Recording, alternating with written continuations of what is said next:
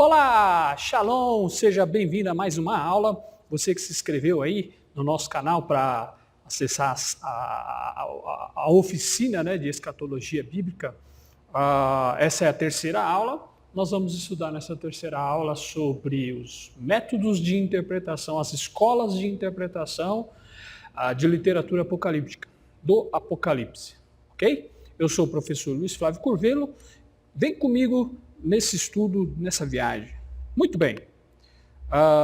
Comecemos então.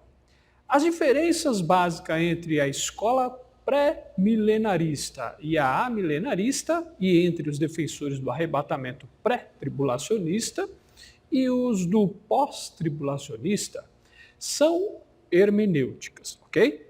Provenientes da adoção de métodos de interpretação divergentes e inconciliáveis. Por isso que você não vê os adeptos dessas escolas eles se alinharem, né? Porque um acredita que Jesus vai voltar antes da tribulação, outros depois da tribulação, outros na metade da tribulação, uns acreditam que não vai haver tribulação, e o nosso objetivo nessa aula não é dizer vai ser assim, né? O nosso objetivo é trazer informação e você vai trabalhar com essas informações conforme a tua fé. Muito bem.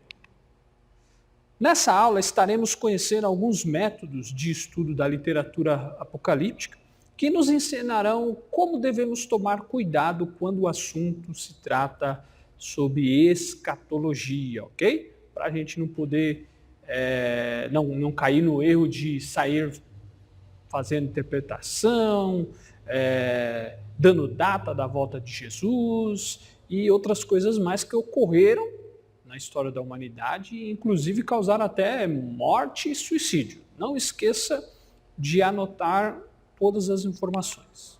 Muito bem. Você vai conhecer agora o método alegórico. É um antigo método de interpretação que passou por um reavivamento nos últimos tempos. O método alegórico, né? O grande mestre Filo, né? Ele foi o pai desse método, Filo. Não rejeitou completamente o sentido literal das escrituras, mas considerou como uma concessão aos fracos, né?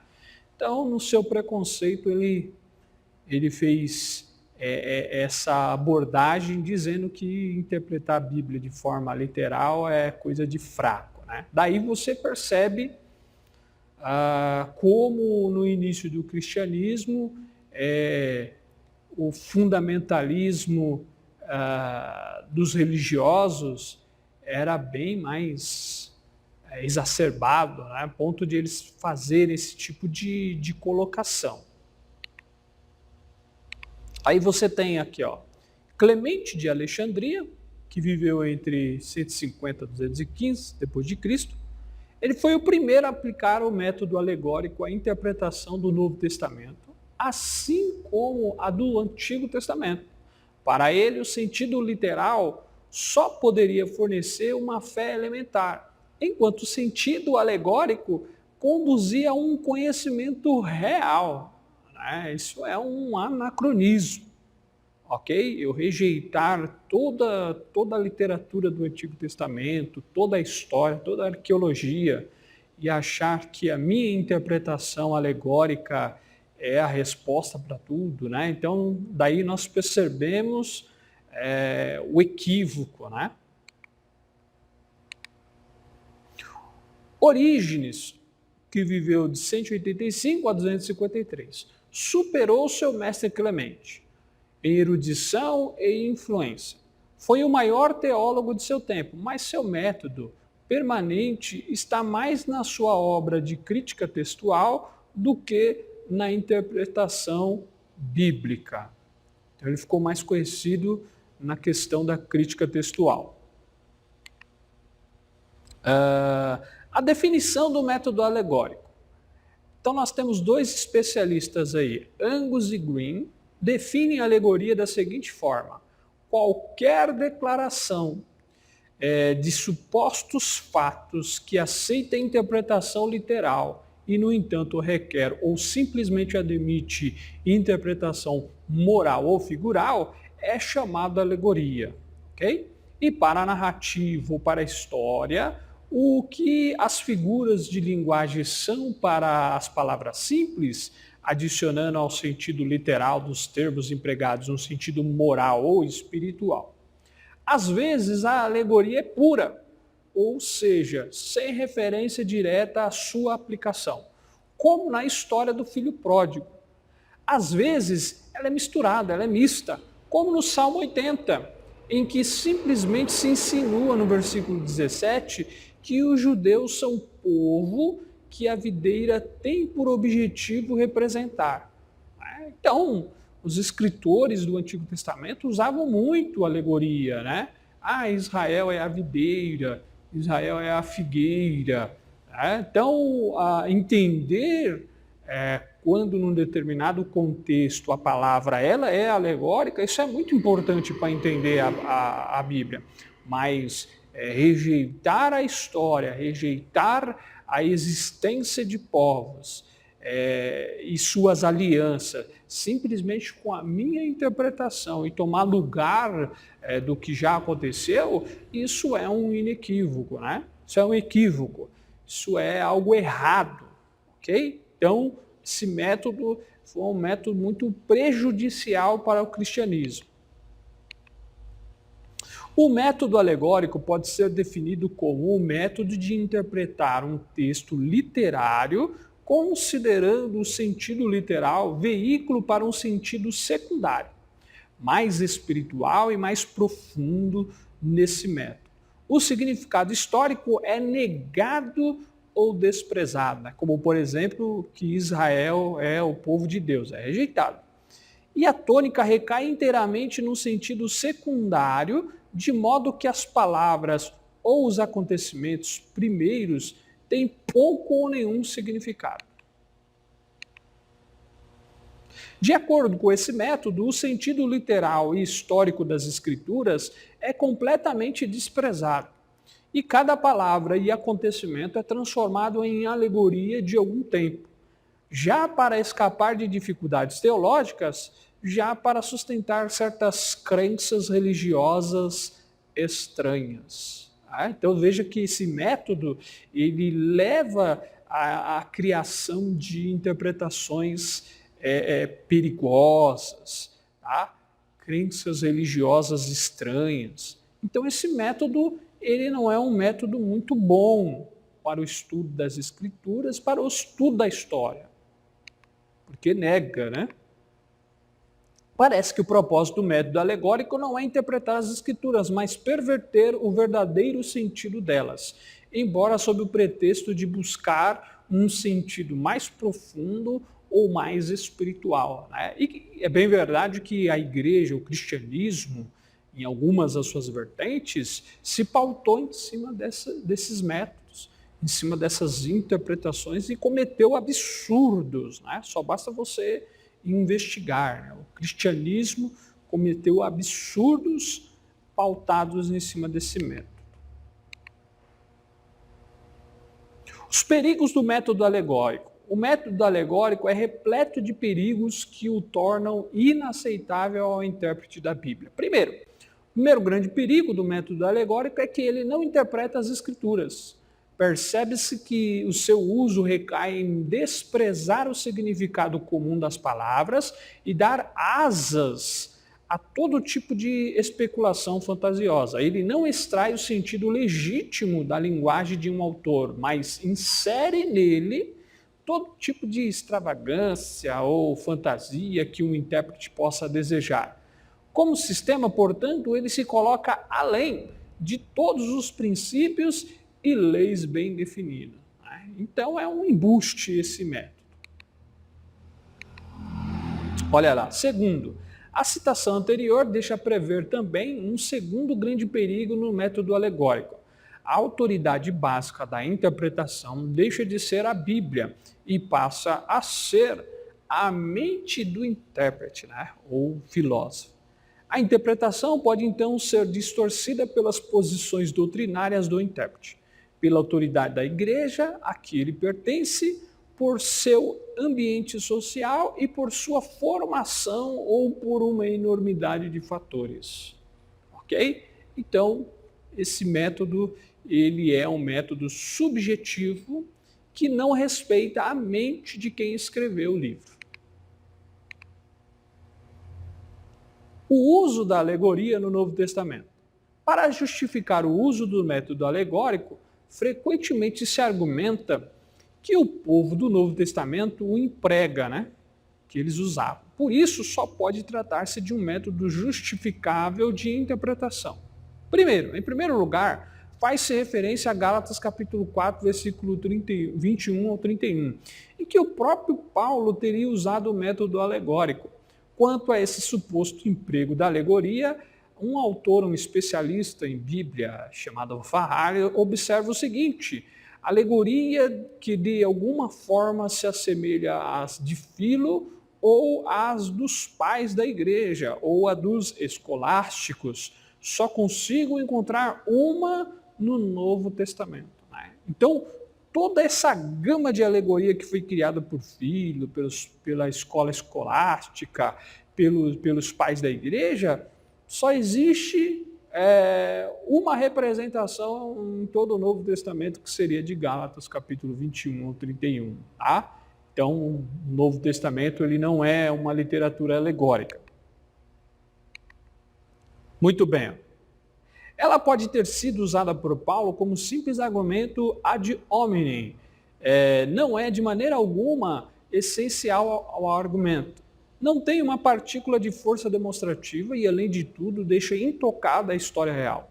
No entanto, seja qual for nossa opinião sobre a passagem de Gálatas, a ocorrência de uma alegoria na epístola de Paulo não sanciona a aplicação universal do método. Assim como umas poucas alusões neotestamentárias, a Agadá, conjunto de tradições narrativas e interpretativas da tradição judaica, algumas delas cheias de lendas, lendárias, associadas às narrativas do Antigo Testamento, são encontradas no Novo Testamento. Nem por isso nós somos obrigados a aceitar todos os midrashins, todas as interpretações rabínicas em que sentidos secundários e esotéricos eram propostos para passagens do Antigo Testamento. Então veja, na própria cultura judaica, entre os rabinos, criou-se literaturas, à margem do texto das escrituras, que eram a Agadá, que eram os midrashins, ok? Que tinham seus exponentes, seus rabinos, e muitas dessas literaturas vinham carregadas de simbolismo alegórico, ok? Mas nem por causa disso toda a Torá, todo o Tanar, o Antigo Testamento, era tratado como alegórico. Então veja que a alegoria estava mais na interpretação dos rabinos do que propriamente do texto. Que o texto era tratado como literal. Veja bem, nós estudamos o método alegórico, agora vamos ver o método literal. Em oposição direta ao método alegórico de interpretação, encontra-se o método literal ou histórico-gramatical. A definição do método literal. O método literal de interpretação é o que dá a cada palavra o mesmo sentido básico e exato que teria no seu uso costumeiro, no seu uso normal, no seu uso cotidiano, empregada de um modo escrito, oral ou conceitual. Chama-se método histórico-gramatical para ressaltar o conceito de que o sentido deve ser apurado mediante considerações históricas e gramaticais, e não alegóricas. Ok? Então, o método literal ele se baseia na gramática, na construção do texto, nas narrativas e todas as nuances que estão nas escrituras. Veja bem, definição do método: o significado costumeiro e socialmente reconhecido de uma palavra é o sentido literal dessa palavra. O sentido literal de uma palavra é o seu significado básico, costumeiro e social. Ok? Não tem nada de alegórico. O sentido espiritual ou oculto de uma palavra ou expressão é o que deriva do significado literal e dele depende para a sua existência. Então, para se dar significado espiritual, precisa de se respeitar a literalidade da palavra. Tá? Então, o segundo depende do primeiro, e não ao contrário. Interpretar literalmente significa nada mais, nada menos que interpretar sob o aspecto do significado normal, costumeiro. Quando o manuscrito altera seu significado, o intérprete imediatamente altera seu modo de interpretação, seu método de interpretação. Muito bem. B. As evidências a favor de um método literal. Pode-se apresentar fortes evidências em apoio ao método literal de interpretação. Um especialista chamado Hahn apresenta um resumo abrangente. Ele diz o seguinte: em defesa da abordagem literal, podemos sustentar que o sentido literal das frases é a abordagem normal em todas as línguas, em todos os dialetos. B. Todos os sentidos secundários de documentos, parábolas, tipos, alegorias e símbolos dependem, para sua própria existência, do sentido literal prévio dos termos. Okay? Então, para haver, como eu já havia dito, haver uma interpretação alegórica, primeiro precisa ter um texto literal. Ok? Mesmo que ele seja tratado, por exemplo, como uma metáfora, uma parábola, para que eu possa trazer a interpretação que seria alegórica, primeiro eu tenho que ter um texto, ok? Que tem várias figuras, verbos, palavras, uma construção, tudo bem?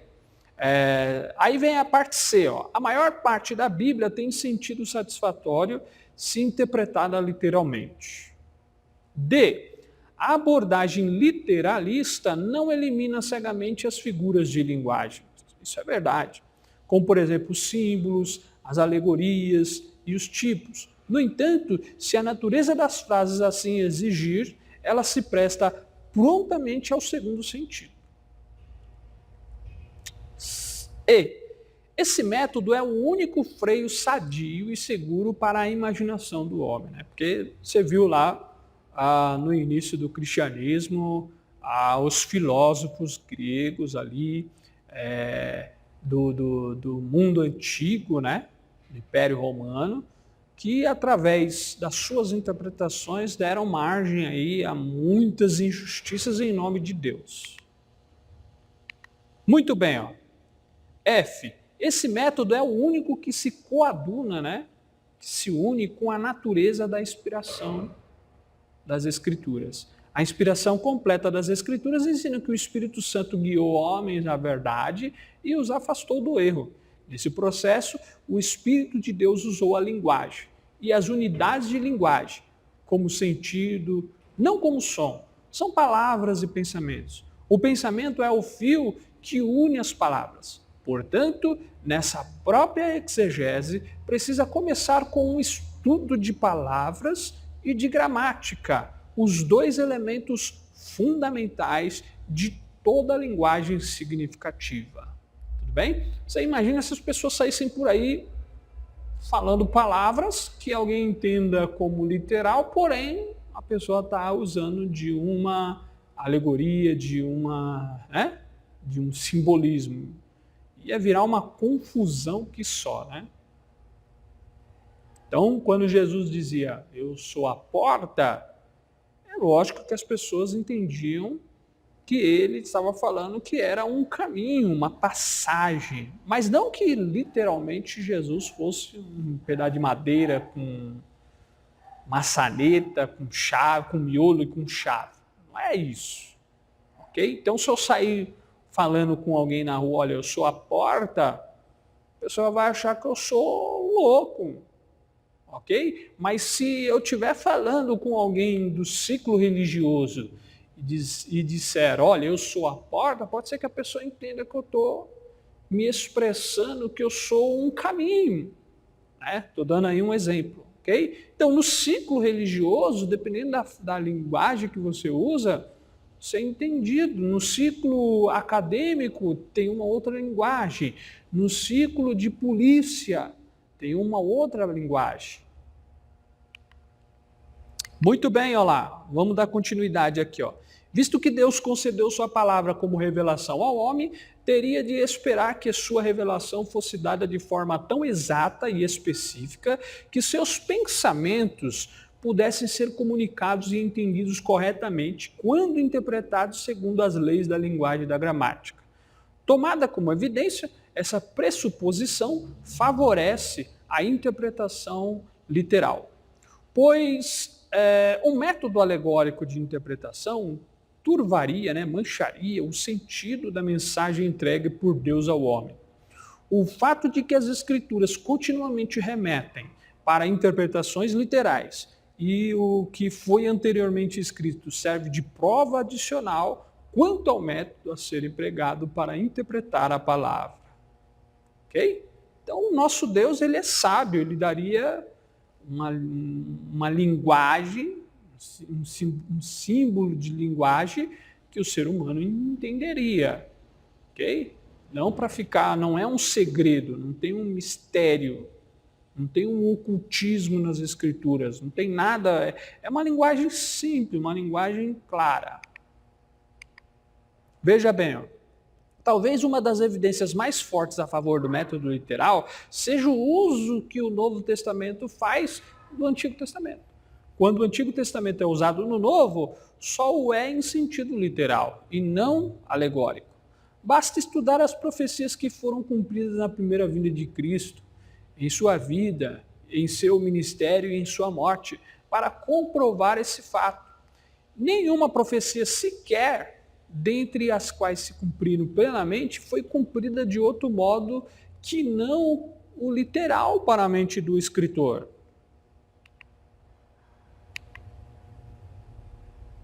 Continuando.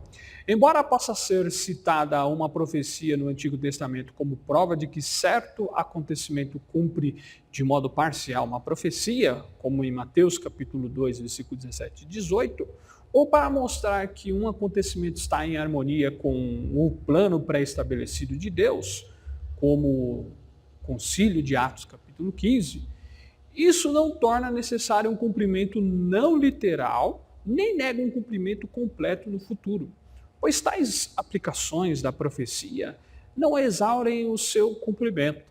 Portanto, essas referências à profecia não servem de argumentos a favor de um método não literal ou alegórico.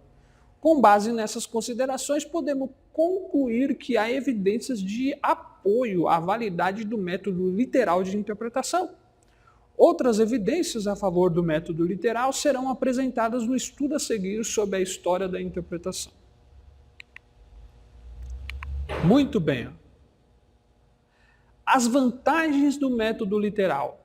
Há certas vantagens nesse método que o tornam preferível em relação ao método alegórico.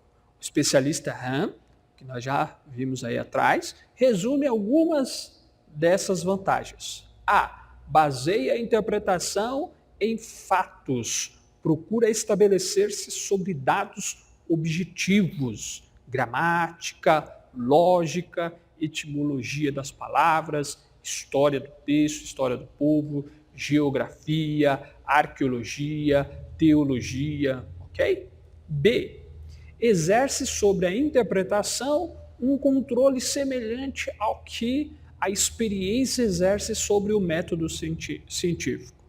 A justificação é o controle das interpretações.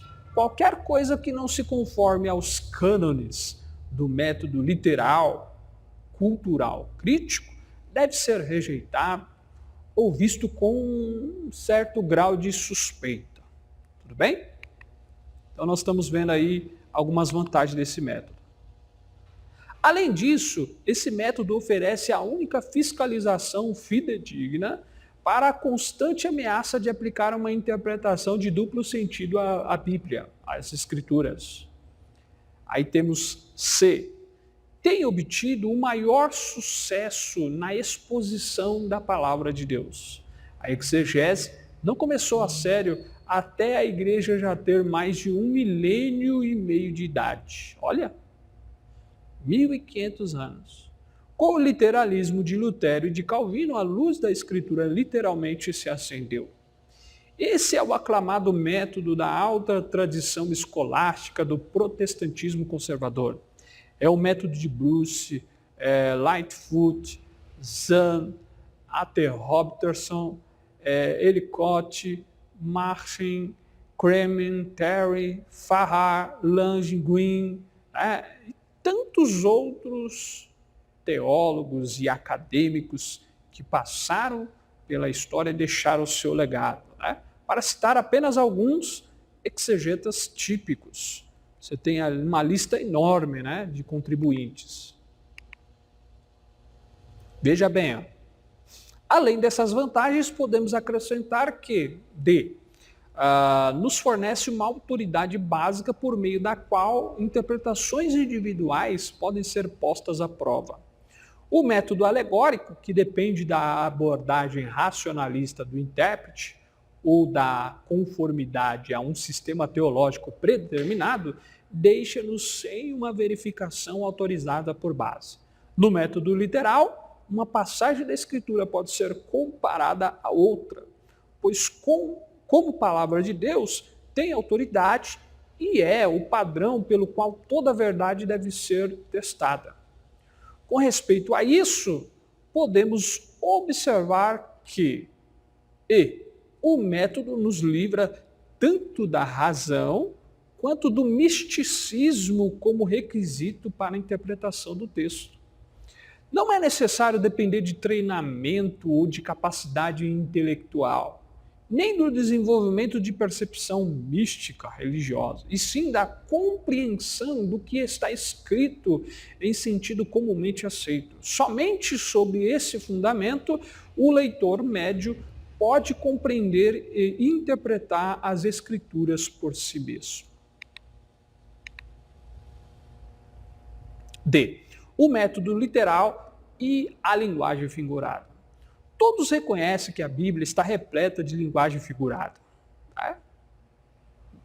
Basta um estudante, um leitor, percebe isso. Com base nisso, muitas vezes afirma-se que o uso da linguagem figurada exige interpretação figurada. Figuras de linguagem, no entanto, são usadas como meio de revelar verdades literais. O que é literalmente verdadeiro em determinado campo com o qual estamos familiarizados é transposto literalmente para outro campo, com o qual talvez não estejamos tão familiarizados, para nos ensinar alguma verdade nesse campo menos conhecido.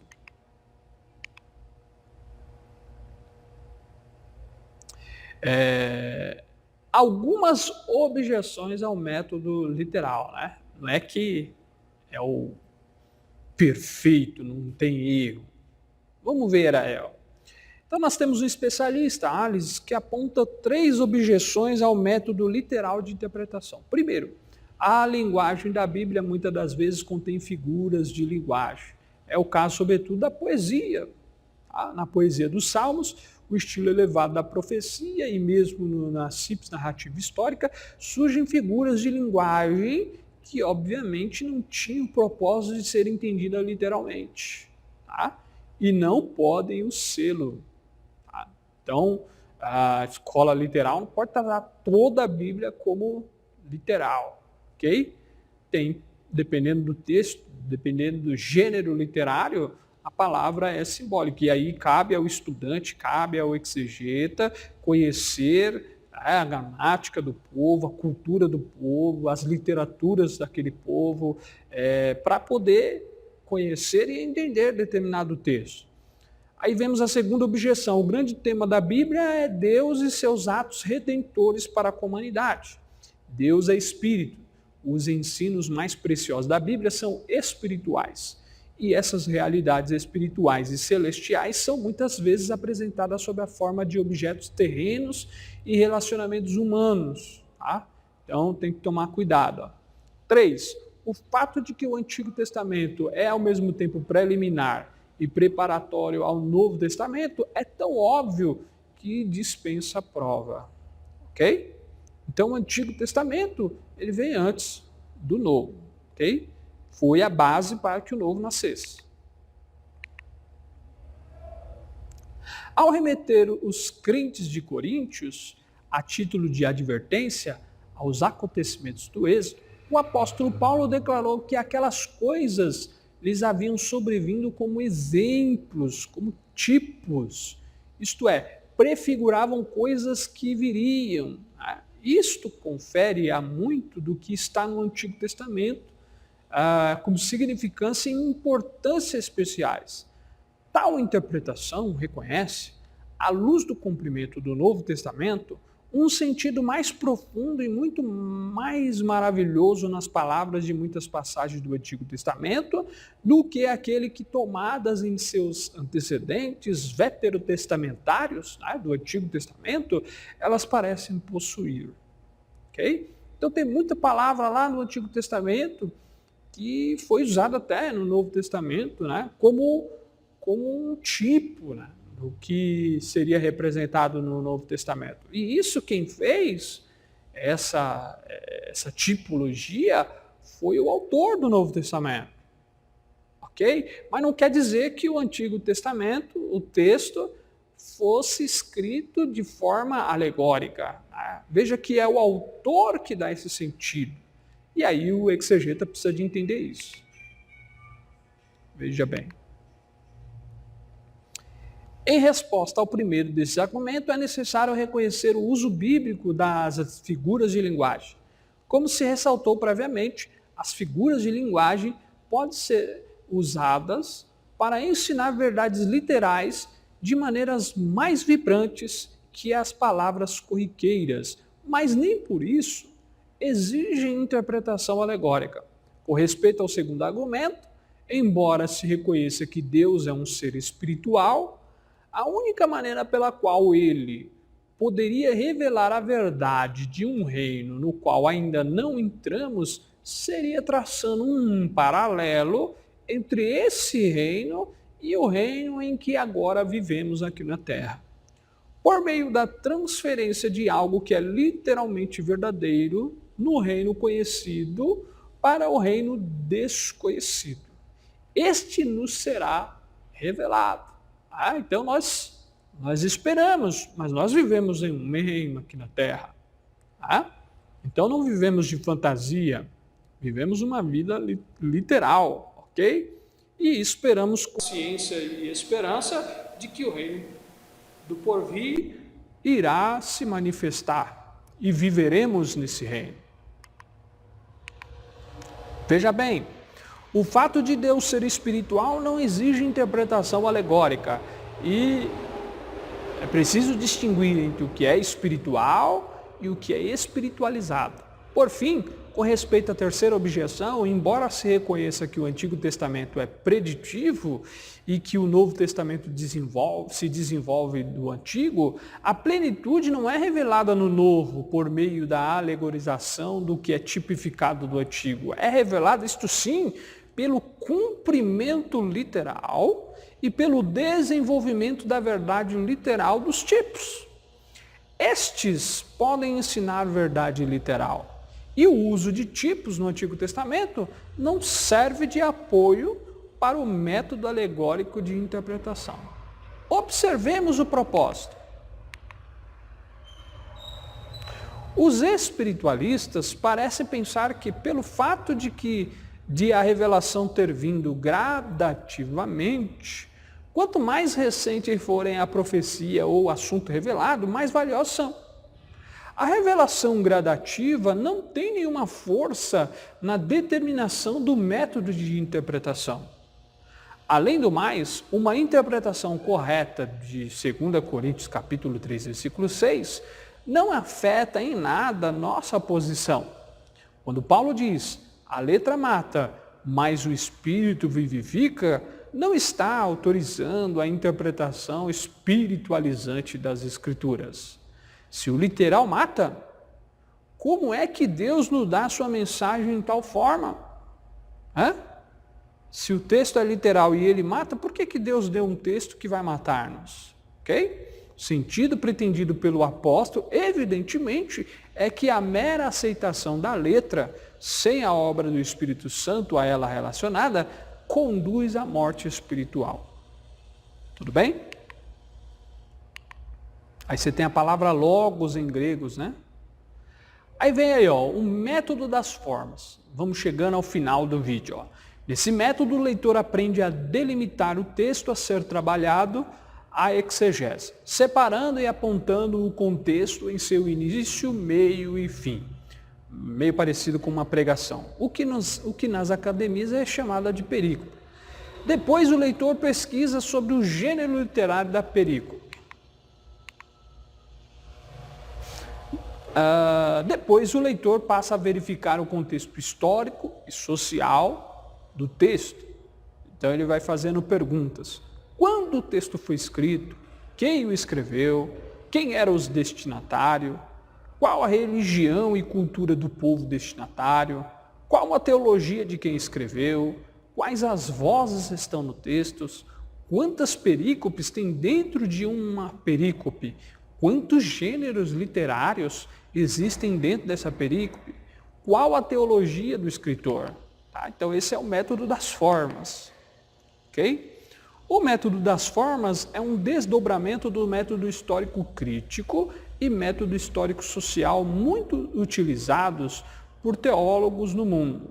Esse método faz o leitor da Bíblia abrir os olhos para captar os problemas sociais da época em que eles estão vivendo, em que o texto foi escrito, né? O leitor não fica preso às escolas de interpretações já citadas e que, dependendo do seu fundamento, torna o leitor numa pessoa mística e negligente para os problemas atuais contemporâneos em que vivemos. Todos os métodos são importantes e devem ser utilizados, respeitando o texto e gerando uma aplicação prática para a vida cristã. Devemos ter fé e esperança de que Deus tem o melhor para nós, mas nossa fé e esperança deve ser exercida aqui e agora, nesse presente século. Não devemos ser negligentes para com os problemas de hoje, como se a nossa missão fosse somente orar e esperar a Jesus. Devemos praticar os princípios cristãos de hoje, amando a Deus mais do que todas as coisas e ao próximo. Por isso, a Academia Cristã almeja que essas 3 aulas grátis possam ter agregado algo de valor em sua fé. Meu irmão, minha irmã, sucesso em Cristo, e eu te espero você se matricular aí nesse curso que irá mudar a tua visão. E a você, aluno aí do curso já matriculado, eu te vejo na próxima aula. Faça todas as anotações e sucesso em Cristo. Shalom, shalom. Ok?